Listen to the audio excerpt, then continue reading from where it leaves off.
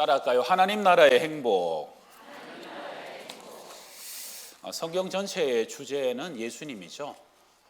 예수님의 가르치신 그 많은 교훈 중에 핵심은 산상순입니다. 마태복음 5장, 6장, 7장 이 세 가지. 하나님 나라의 백성이 어떻게 살아야 되는가 하는 하나님 나라 백성의 윤리관이죠. 하나님 나라의 백성은 이렇게 해야 된다. 그리고 그거 산상순에서도 제일 핵심은 팔복이에요. 팔복. 오늘 이 신약의 말씀은 구약 시편 1편과 참 좋은 대꾸를 이루죠. 시편 1편은 시편 150편 전체의 주제고 압축입니다. 원래는 복 있는 사람은 이것이 히브리어의 원어에서는 감탄문으로 되죠. 마이크 조금만 높여주세요. 제가 목이 안 좋아서. 어떤 식이냐면 행복하도다 이 사람들이요. 얼마나 행복하냐 이 사람들아. 누구? 여호와의 율법을 즐거워하는 자. 너무 즐거워서 취하로 묵상하는 사람 얼마나 복된 사람이냐. 여러분 태어나 보니까 얼굴이 정우성이다. 태어나 봤더니 막 IQ가 150이다. 태어나 봤더니 우리 집이 재벌집이네. 그런 사람도 세상에서 특별한 복을 받은 사람 아닙니까? 근데 그거보다 더 큰 복이 뭐냐? 말씀보다 나는 더 단 게 없고 더 기쁜 게 없고 말씀보다 더 즐거운 게 없어요. 그러니까 말씀이 너무 맛있으니까 죄가 맛이 없어요. 악인의 꾀를 따르는 것, 죄인의 길에 서는 것, 오만한 자의 자리에 앉는 것, 재미가 없는 거예요. 그러니까 생각이 다르고 앉는 자리가 다르고 서는 자리가 달라가지고 왜냐? 재미가 없으니까. 그러니까 영적으로 형통할 수밖에 없게요.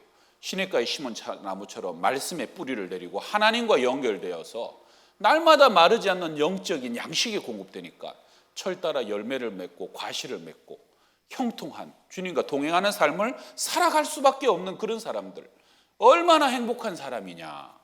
그냥 감탄문이에요. 바로 그 논리와 말씀의 의미가 똑같이 산상수훈의 팔복으로 이어진다는 것입니다. 팔복은 하나님 나라의 백성이 가져야 될 고유한 자질을 가진 사람이에요. 얼마나 복받은 사람이냐? 하나님의 나라에서 행복할 수밖에 없는 사람이 바로 이 8가지의 부류의 사람, 팔복을 가진 사람이다 하는 것이죠. 자, 오늘은 2가지인데 그래서 첫 번째 따라합시다. 마음이 가난한 자의 행복. 바울은 다메섹 회심 사건 이후에 이제 한 10년은 준비하고 또 광야에서 훈련받고 근 20년의 인생을 하나님께 유라시아 전역을 다니면서 복음을 전하죠. 얼마나 하나님 보시기에 기쁘고 역사 속에 바울처럼 주의 일을 많이 한 사람이 또 어디 있겠습니까? 사실 하나님이 바울의 행적을 보시면서 앞에 시온의 대로의 길로 뻥뻥 뚫어 주셔야 되는 거잖아요. 그런데 바울은 가는 곳마다 핍박받고 도망다니고 매맞고 정말 어렵고 첩첩산중의 길을 걸어갑니다. 가난하고 궁핍하고. 그 중에서도 바울이 가장 힘겨웠던 때를 고린도후서에서 이렇게 기록합니다. 형제들아, 우리가 아시아에서 당한 고난을 환난을 너희가 모르기를 원하지 아니하노니 힘에 겹도록 심한 고난을 당하여 살 소망까지 끊어지고 우리는 우리 자신이 사형 선고를 받은 줄 알았으니 이는 우리로 자기를 의지하지 말고 오직 죽은 자를 다시 살리시는 하나님만 의지하게 하심이라. 야, 힘의 진화는 힘을 넘어서는 고난이다. 이제는 정말 죽었거나 사형 선고가 떨어진 것 같은 상황인데 왜 그러한 힘겨운 상황을 하나님이 허락하셨는가? 이유는 하나라는 거예요. 나를 의지하지 말고 하나님만 의지하게 하시려고. 하나님 없이는 안 됩니다. 하나님 없이는 내가 아무것도 할 수 없고 주님 없이는 이 전도의 여정 하루도 한순간도 버틸 수 없다는 그 바울의 가난한 마음 위에 생명이 살아나는 거예요. 어둠과 악한 사단이 떠나가는 것이고요. 하나님의 나라가 임하는 것이죠. 하나님 나라의 복음의 역설의 진리라는 거죠. 그래서 메시지 성경은 이 마태복음 5장 3절을 이렇게 기록합니다. 같이 읽읍시다. 시작. 벼랑 끝에 서 있는 너희는 복이 있다. 너희가 작아질수록 하나님과 그분의 다스림은 커진다. 너무 잘 의역했죠. 벼랑 끝에 서 있는 너희는 복이 있도다. 너희가 작아질수록 하나님이 커지고 그분의 다스림이 우리 안에 커지고 강력해진다는 거예요. 여러분 혹시 지금 내 마음이 벼랑 끝에 서 있는 것 같이 느끼시는 분 있으십니까? 정말로 인생의 굽이굽이 나는 날마다 절박한 마음으로 어쩜 그렇게 하나님을 의지하고 살아갈 수밖에 없도록 하나님이 그렇게 내 인생을 그렇게 이끄시는가? 힘들겠어요? 안 힘들겠어요? 힘들죠. 그런데 그래서 나는 자꾸 하나님이 크고 하나님의 임재가 내 안에 가득하면 그게 복받은 사람이라. 지나고 나면 그런 큰 복이 없다는 것이죠. 마음이 가난한 사람 또 세 가지로 구분하면 첫 번째는 작은 것에도 만족하고 기뻐합니다. 고린도전서 2장에 우리가 세상의 영을 받지 아니하고 오직 하나님께로 온 영을 받았으니 이는 우리로 하여금 하나님께서 우리에게 은혜로 주신 것들을 알게 하려 하심이라. 성령을 받으면 하나님이 은혜로 주셨구나 하는 것이 보인다는 거예요. 그게 성령 충만이에요. 길가의 장미도 감사인데 장미 가시도 감사. 응답하신 기도도 감사한데 거절하신 것도 감사. 야, 이것도 은혜인데 그것도 은혜였구나. 저것도 하나님이 은혜로 주신 것이었구나. 그걸 깨닫는 것이 성령 충만한 사람이라는 거예요. 제가 옛날에 장신대에서 공부할 때 장영일 교수님이라는 분이 계셨어요. 지금 은퇴하셨는데 이 교수님이 그때 평교수님이셨고 언변도 뭐 그렇게 달변 아니고 그리고 그렇게 인기가 많은 교수님도 아니었어요. 뭐 수업도 잘 뭐 그렇게 하는 은사가 있는 분도 아니었고. 근데 이제 수업 중에 수업이 약간 좀 지루한데 어느 날 수업 중에 당신 얘기를 하시는 거예요. 충남 예산 삽교촌 굴다리 밑에 그 논 가운데 집이 한 채 있는데 그 옆에 기찻길을 간이역이 있다는 거예요. 그래서 기차를 타고 학교를 다니는데 하여튼 기차 소리가 들리면 그때 가방 들고 뛰어나가면 기차 타고 학교를 다녔다는 거예요. 한 번은 기차 소리를 못 들어갖고 기차가 떠나는 소리를 듣고 정신없이 가방을 메고 달려가고 겨우 기차를 타고 그러고 땀을 닦으면서 탁 보는데 그 하늘과 넓은 들판 완전 시골 소년 아닙니까? 근데 하나님이 그 가난하고 볼품없고 누구도 몰라주던 그 시골 소년을 하나님이 유학도 보내시고 공부도 시키시고 이 좋은 장신대 교수 자리로 나를 세우셨다고. 그래서 그분이 그때 얘기하시는데 얼마나 그 백발이 머리가 하얀 분인데 얼마나 얼굴에 감격이 있고 기쁨이 있고 막 고개 그대로 배어 있는 게 학생이든 제 얼굴에도 그렇게 보이더라고요.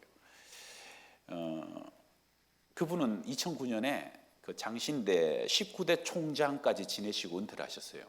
교수님은 많아도 장신대 총장은 아무나 안 되거든요. 제가 알기로 그 교수님은 그 총장 자리에 그렇게 욕심 없었어요. 나는 이것으로도 너무 감사하다 그러는데 오히려 총장 되려고 애를 쓰시던 분은 안 되시고 그분이 총장까지 지내시고 은퇴를 하시더라고요. 여러분 마음이 가난하면 모든 것이 감사합니다. 믿으십니까? 우리 옛날에 그 지나가던 엿장수한테 병 하나 주고 엿 하나 바꿔 먹어도 그 엿 하나 입에 넣으면 그날 하루가 행복한 거 아니에요. 가난한 자에게만 주시는 맛이 따로 있고 가난한 자만 느낄 수 있는 행복은 따로 있는 거예요. 혹시 오늘 우리 중에 산의 진미를 먹어도 맛이 느껴지지 않는 분이 혹시 계시지 않습니까? 평생 살 집 걱정 안 하고 입을 옷 걱정 안 하고 평생 먹을 양식 걱정 안 하는데 하나님이 그만큼 내게 주신 것이 많은데도 지금 전혀 행복하지 않다. 가난한 마음을 회복하시기를 주의 이름으로 축원합니다. 두 번째, 자기 의에 도취되지 않는다. 마음이 가난하면 자기 의에 도취되지 않아요. 마태복음의 저자는 세리 마태죠. 우리 마태의 소명장입니다. 예수께서 거기서 떠나가시다가 마태라 하는 사람이 세관에 앉은 것을 보시고 이르시되 나를 쫓으라 하시니 일어나 따르니라. 요즘 뭐 젊은이들 말 중에 갑툭튀라는 말이 있어요. 갑툭튀, 그죠? 갑자기 툭 튀어 내뱉듯이 나 따르라. 그러니까 세간의 마태가 벌떡 일어나서 쫓아가는 거예요. 여러분 그 함께하던 제자들은 좀 의아했을 거예요. 왜 저런 사람을 따라오라 그러냐? 그리고 또 따라오는 건 뭐냐? 여러분 세리가요 욕먹는 자리였지만 그 절대 세리 자리처럼 안정된 자리가 없고 힘 있는 자리가 없는 거예요. 평생이 보장된 자리 아닙니까? 근데도 그 자리를 단숨에 박차고 일어날 수 있었던 그 세리의 마음이 왜 그래요? 그 마태는 마음이 가난한 사람이었습니다. 그는 세리의 자리에 앉아 있었지만 세리의 자리가, 그 자리가 주는 힘과 부유함이 그의 마음을 채우지 못하는 사람이었어요. 항상 허전하고 돈으로 무엇으로 채울 수 없고 내가 이렇게 살아가면 안 되는데 하나님만으로 채울 수 있는 그의 마음의 공간이 비어 있었기 때문에 그는 주님께서 오감에 주님 하시는 일을 받겠죠. 그리고 그분을 흠모하는 마음이 있었겠죠. 저분만이 나의 이 공허한 마음을 채워줄 수 있는 분이구나. 주님이 그 마태의 마음을 보신 거예요. 나를 따르라. 박차고 일어나 주님을 따라가는 거예요. 그리고 그는 주님 만난 것이 얼마나 기뻤던지 동료 세리들을 다 불러다가 집에 잔치자리를 합니다. 나는 이제 예수님의 제자다. 빠이빠이. 이전에 나는 죽었다. 이런 잔치자리 아닙니까? 그래서 그곳에 천국잔치가 벌어지고 모두가 기뻐하고 구원이 임하는데 그 기쁨에서 제외되었던 유독 행복하지 않은 한 부류의 사람들이 있었죠. 바리새인들이에요. 왜 너희 선생은 세리와 죄인들과 함께 잡수시느냐 힐난하고 비난하는 거죠. 바리새인들은 이미 자기 의로 가득 찬 사람들이었기 때문에 복음도 필요 없고 은혜도 필요 없고 생명의 주님은 더더욱 필요 없는 사람들이, 내가 스스로 건강하다고 생각하니까 의인이 쓸데없는 사람들 아닙니까? 문제는 뭡니까? 자기의입니다. 여러분, 자기의는 아무리 채워봐야 바닷물 마시는 것처럼 더 목마릅니다. 더 기갈합니다. 더 허무하고 고독하는 거예요. 그러니까 그 허무함과 고독함을 채우려고 바리새인들은 불량식품을 먹는 것처럼 세상의 영광, 사람의 영광을 구하기 시작합니다. 시장의 길가와 큰 어귀에 서서 오랫동안 나봐라 하면서 기도하고, 구제할 때는 나팔을 불고 경문을 넓게 하고 우수를 길게 하면서 나는 너희들과 다른 사람들이야, 다른 부류야, 자기를 과시하기 시작하죠.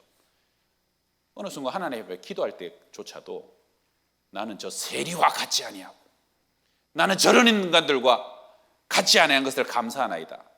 그러면서 점점 사람의 인기, 사람의 주목, 사람의 영광을 얻으려고 몸부림치게 되는 것이죠.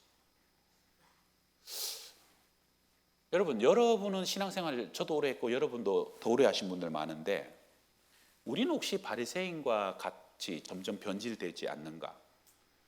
저는 양평동구에 부임해가지고 누가복음 가지고 1년 강해하고 새벽에 요한복음 가지고 또 1년 강해하고 복음서 가지고 한 3년 강해했던 것 같아요. 한 7, 8년 동안. 근데요, 이 복음서를 여러분 순서대로 계속 묵상하다 보면 순서대로 묵상하면 순서대로 설교를 하잖아요. 요만큼씩.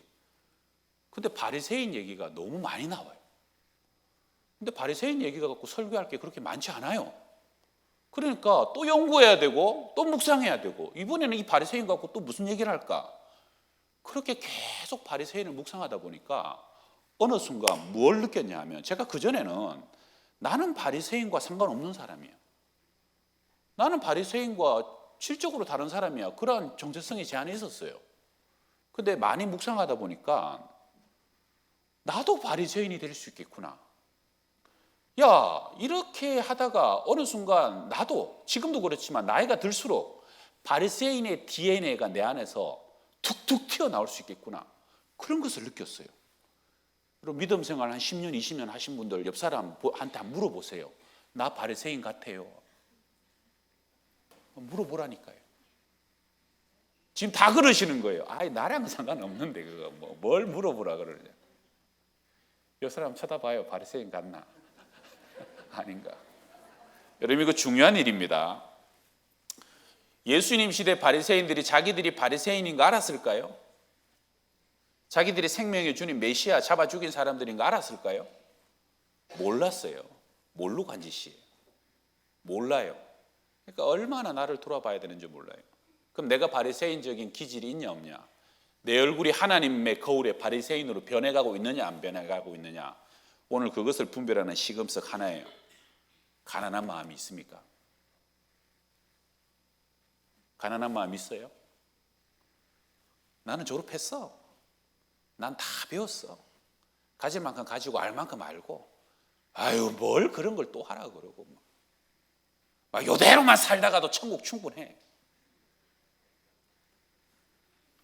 고민해 보셔야 돼요.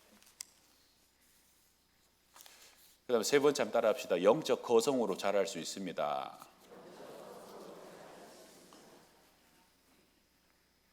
소리가 많이 작아지셨어요.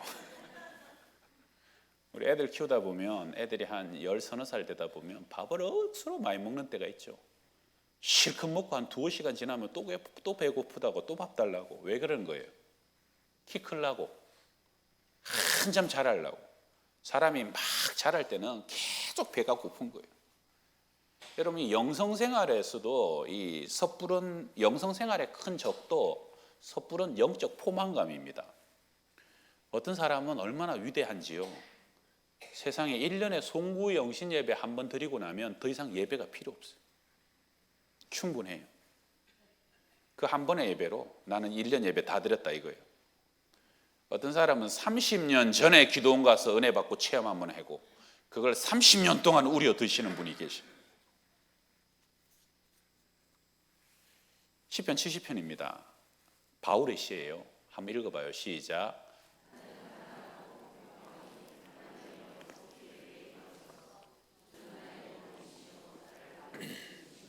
여호와여 지체하지.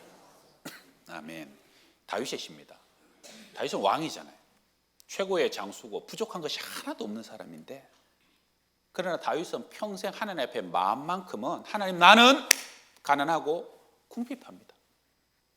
하나님만이 나의 도움이시고 하나님만이 나를 건지시는 이시니 오늘도 주님 지체하지 마옵소서. 그래서 다윗은 영적 거성이 될 수 있었고 다윗이 다윗 될 수 있었던 겁니다. 여러분, 우리가 2002년 히딩크 기억하잖아요. 16강 올라갔고 막 일승도 제대로 못했던 한국 축구가 16강에 들어가고 모두가 기뻐하고 막 자축하고 있을 때 히딩크가 선수단을 다 잡으면서 뭐라 그럽니까? I'm still hungry.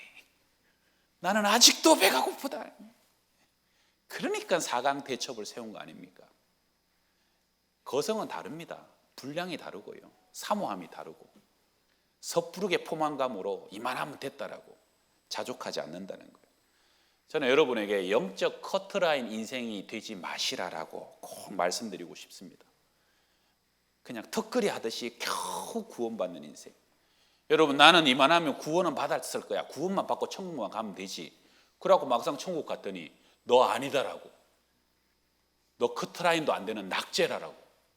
만약에 그러면은 그때는 어떡하랍니까? 하나님의 거울에 비쳤더니 그냥 괜찮은 줄 알았더니 아니, 오탄급을 벗겼더니 앙상한 뼈만 남은 영혼이라고. 땅에서 네가 받을 상 다 받았다라고. 도무지 내가 너를 모르겠다라고. 그러면 그때는 어떡하실랍니까? 하늘에 상이 하나도 없네. 구원받은 것도 착각이었네. 그럼 어떡하실래요? 영적 커트라인 인생에 만족하고 살면 그렇게 될 수 있다는 거예요. 우리의 구원받은 줄 알았더니 우리 배우자, 우리 남편 구원받은 줄 알았더니 천국 갔더니 없네. 그럼 어떡하랍니까? 영적 포만감에 젖으면 안 돼요. 부르심의 상을 위하여서 죽을 때까지 달려가야 되는 거예요. 주님 바라봐야 되는 거예요. 우리 누가복음 18장 성 프란시스코가 소명받은 말씀인데요. 예수께서 이 말을 들으시고 이르시되 내게 아직도 한 가지 부족한 것이 있으니 내게 있는 것을 다 팔아 가난한 자들에게 나눠주라. 그리하면 하늘에서 내게 보화가 있으리라. 그리고 와서 나를 따르라. 성 프란시스코는 부잣집에서 태어났거든요. 아시시, 제가 이번에 아시시 갔다 왔잖아요. 근데 어느 날 이 말씀 속에 소명을 받습니다. 네 있는 거 다 팔아 가난한 자들에 주고 나를 따르면 하늘에 보화가 있으리라. 그래서 진짜 다 팔고 주님을 쫓는 평생의 삶을 사는데, 제가 이번에 아시시 가가지고 저는 아시시가 너무 좋더라고요. 그래서 사진을 좀 찍었는데 사진 한번 보여주세요. 저기가 아시시 산 위의 동네인데요. 한 2시간이면 저 동네를, 교회가 성당이 4개가 있어요. 다 다닐 수 있는데 막 이게 관광지가 아니고 지금도 기도하는 영성 공동체처럼 너무 신령한 마을이더라고요. 또 보여주세요. 거기 저 성당이 프란시스코가 무덤이 있는 성 프란시스코 성당입니다. 그 다음에 또 보여주세요. 이게 이제 성 프란시스코 모습이고요. 그 다음에 이게 그분들을 낳은 부모님, 그러니까 거기 갔더니 프란시스코 태어난 집, 어릴 적에 신앙생활했던 성당, 죽은 성당, 막 이런 게 다 있더라고. 제가 다 돌아다녔어요. 막 새벽에 또 가서 새벽에 어떻게 하나 보니까 거기도 새벽 기도를 하더라고, 수녀님들이. 그래서 막 수녀님 찬송 소리를 들으면서 기도를 했죠. 너무 좋았어요. 근데 프란시스코가 그 다음에 십자가가 요게 다미아노 십자가라는 건데요. 프란시스코가 어릴 적에 성 다미노 성당에서 신앙생활을 했는데 거기에 걸려있던 십자가예요. 특이하죠. 예수님이 휘었어요. 근데 제가 가만히 보니까 예수님이 휘었을 것 같아. 위에는 잡아 당기고 밑에는 못 박혔는데, 저도 한 번씩 허리가 안 좋으면 이렇게 좀 휘는데 이게 휘는 거예요. 몸이 힘이 없으니까 잡아 당기는데 몸은 늘어지니까 이게 늘어지지는 못하고 몸이 이렇게 휘는 거예요. 아, 정말 저렇게 휘셨겠구나. 그런데 프란시스코가 저 십자가 앞에서 기도하는데 어느 날 십자가를 통해서 예수님의 음성을 듣습니다. 프란시스코야, 무너진 내 집을 수축하라. 너무 또렷하게 그 음성을 들어요. 그래서 프란시스코가 자기가 돈이 있으니까 돈으로 성당 보수하라는 건 줄 알고, 그래서 성당을 3개나 보수해요. 그리고 그때 마침 그 성당이 되게 많이 무너져 있었어요. 그래서 제가 보니까 그 쪼가리들, 무너진 쪼가리들을 지금도 보관해 놨더라. 이렇게 유리로 또 다시 보이시죠? 그 다음에 이게 프란시스코의 성당 그 무너진 거 몇백 년 된 걸 그대로 이렇게 보관해 놓은 거예요. 그 프란시스코가 저 성당을 수축하라. 그래서 수축하는 김에 3개나 성당을 수축했는데, 근데 우리가 역사 속에 프란시스코는 교회를 새롭게 세운 사람입니다. 벽돌로 세우고 돈으로 세운 게 아니라 결과적으로는 자기를 비움으로 세웠어요. 내가 가난해지고 나를 비웠더니 하나님으로 충만하고 하나님으로 가득한 사람이 세상에 드러난 거죠. 모든 사람이 하나님의 교회가 왜 무너졌느냐? 내 안에 내가 가득하고 내 욕심이 가득하고 사람 냄새가 가득하니까 교회가 무너진 걸. 그 무너진 교회를 프란시스코야, 네가 다시 수축하라. 다 비우고 가난하고 깨끗하게 되었더니 하나님이 하나님 되심으로 하나님의 영광이 충만한 교회가 그 시대에 프란시스코를 통해서 다시 세워지게 되었다는 겁니다. 팔복의 첫째는 뭡니까? 마음이 가난한 자는 복이 있나니 천국이 저들의 것입니다. 할렐루야. 우리 두 번째 한번 따라 합시다. 애통하는 자의 행복. 애통은 가릴 수 없는 슬픔, 삼킬 수 없고 주체할 수 없는 극심한 슬픔입니다. 창세기 31장에 보게 되면 요셉을 잃어버린 아버지 야곱의 애통이고, 아들을 잃어버렸으니까 얼마나 애통합니까? 주체할 수가 없죠. 그리고 한나, 첫 분인나로 격동함을 당한 한나의 서름의 눈물의 애통입니다. 한나가 나는 마음이 통한 것뿐이오니, 그 제사장이 술 취했다고 야단칠 때 나는 슬픈 여자다, 마음이 통한 것뿐이오니, 그 통했다는 것이 쇠파크라는 단어인데 쏟아놓다는 단어예요. 나는 하나님 앞에 내 마음을 다 쏟아놓고 있는 것 그것뿐입니다. 내 마음을 뒤집어서 주님께 다 쏟아낼 정도로 그런 애통과 슬픔이 그 안에 있었다는 거죠. 우리 예수님의 비유 중 장터 아이들 비유 있지요. 이래 우리가 너희를 향하여 피리를 불어도 너희가 춤추지 않고 우리가 슬피 울어도 너희가 가슴을 치지 아니하였다 함과 같도다. 예수님 시대 아이들이 그때는 뭐 옛날에 놀 게 없으니까 혼인잔치 놀이, 피리 불면 막 춤추고, 또 장례집 놀이, 울면은 가슴을 치고 같이 슬퍼야 되는데, 도무지 이 시대는 함께 기뻐하지도 못하고 함께 슬퍼하고 애통하지도 못하는 그러한 시대가 되어버렸다. 예수님이 그것을 탄식하시는 거 아닙니까? 한 신실한 믿음을 가진 형제가 있었는데요, 홀 어머니를 모시고 결혼도 하지 않고 어머니만 모시고 효성스럽게 살았답니다. 근데 어느 날 갑자기 어머니가 돌아가셨어요. 세상에 유일한 가족이었던 어머니가 돌아가셨으니까 상실함은 말로 표현할 수가 없는 거죠. 장례를 많이 치러도 어머니의 죽음은 항상 슬퍼요. 장례를 치릅니다. 많은 종문객들이 와서 그를 위로합니다. 믿음 있는 집이었기 때문에 어머니 천국 가셨으니까 너무 슬퍼하지 말고 애통해하지 말라라고 위로하죠. 믿음 있는 청년이니까 그렇게 감정을 수습하고 정리한다고 했는데 정리된 줄 알았어요. 근데 그 뒤로 장례 끝나고 이상한 증세가 나타나는 거예요. 어떠한 유머를 들어도 웃음이 나지 않고 좋은 것도 좋아 보이지 않고 모든 것이 무덤덤합니다. 식욕도 없어지고 밥맛도 없고 몸은 바짝바짝 말라가는. 결국 의사에게 가서 진단을 받습니다. 의사가 진단합니다. 청년, 슬퍼해야 될 때 슬퍼하지 않아서 감정이 막혀버렸다. 그 감정이, 그 슬픔의 감정이 나가야 될 게 꽉 막으니까 그 뒤에 기쁨도 그 뒤에 즐거움도 무엇도 다 막혀버렸다는 거예요. 여러분 머리는 알아요. 어머니 돌아가셨지만 천국 간다는 거, 언젠가 다시 만나게 된다는 거 알지만, 그러나 우리는 감정의 사람이고 정서의 사람이잖아요. 내 감정과 정서가 어머니를 못 떠나보낸 거예요.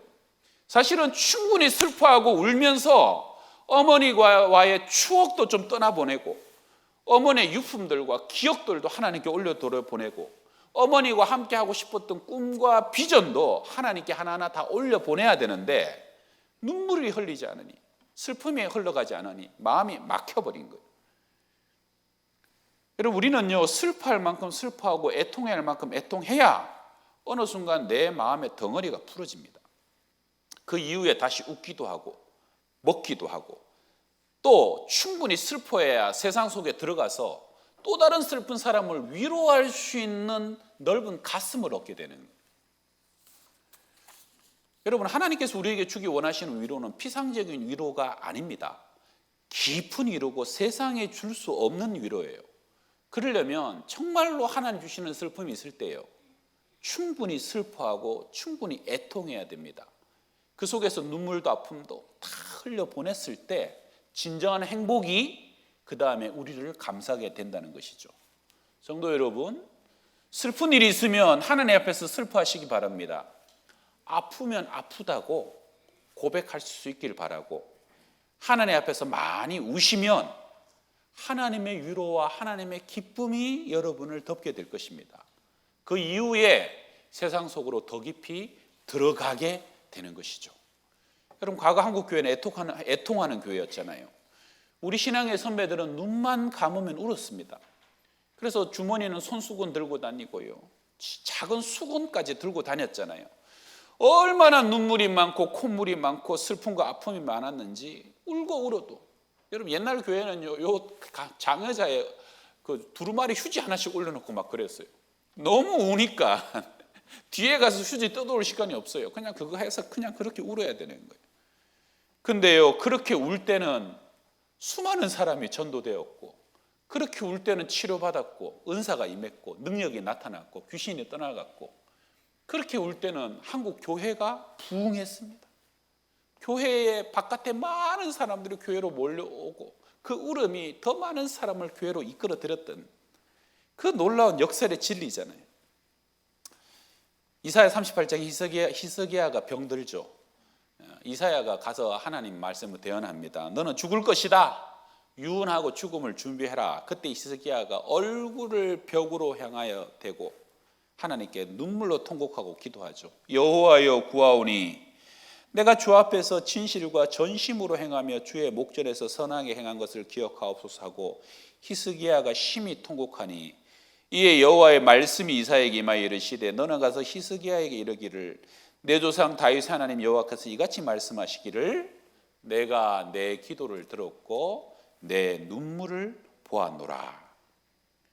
여러분 하나님이 들으시는 것은 기도고 하나님이 보시는 것은 그 사람의 눈물입니다. 할렐루야. 그의 눈물이 그 사람의 기도의 진정성을 증명하는 겁니다. 히스기야는 그 눈물의 기도로 15년의 생명의 연장을 허락받았습니다. 그게 눈물의 능력이죠. 저는요 가끔 그런 사람을 봅니다. 금방 예배드리고 금방 설교 듣고 돌아가는데 또 설교 들어요. 또 말씀을 사모해요. 아침에 기도했는데 저녁에 또 기도의 자리에 앉아 있고 예배의 간격이 너무 깊어서 쉽게 예배 자리를 떠날 수가 없는 거예요. 어떤 사람입니까? 마음이 가난한 사람. 은혜 받아도 주님 더 받고 싶고 더 머물고 싶고 밤낮 불러도 밤낮 찬송을 드려도 다함이 없고 채워지지 않는 그런 마음이 가난한 사람. 제가 우리 가족과 함께 한국 돌아오고 또 분주하게 이렇게 다니기도 해가지고 좀 정리하려고 조용히 또 기도하려고 분당 우리 교회가 저기 가평에 우리 마을이라는 마을을 너무 멋있게 만들어 놨다는 얘기를 들어가지고 아내와 함께 잠시 가서 좀 보고 저는 며칠 좀 기도도 좀 하고 왔는데 거기 꼭대기에 보니까 이렇게 채플실이라고 조그만 기도실을 만들어 놨어요. 그 기도실에 문을 열고 들어갔더니 한 3명 앉을 만한 조그만 장의자 8개가 이렇게 놓였는데 낮 시간인데 여자 2분이 거기 앞에 한 분 뒤에 한 분 앉아서 기도를 하고 계신데 2분 다 이렇게 얼굴을 감싸고 눈물을 흘리고 기도를 하고 있더라고. 참 거기까지 와가지고 애통함이 있는 거예요. 그래서 흐느끼면서 기도를 하는데 하나님이 어루만지시는 시간, 하나님의 영이 신령한 복이 오히려 그분들에게 스며들고 있는 시간. 여러분 마음이 가난한 복받은 성도님들이 되시길 바랍니다. 정말 하나님 앞에서 애통하는, 주님께 나와서 애통하고 눈물 흘리고 예배할 때마다 기도할 때마다 내 눈에 눈물이 마르지 않는 그러한 은혜가 다시 회복되는 저와 여러분 다 되시기를 주의 이름으로 축원합니다. 기도합시다.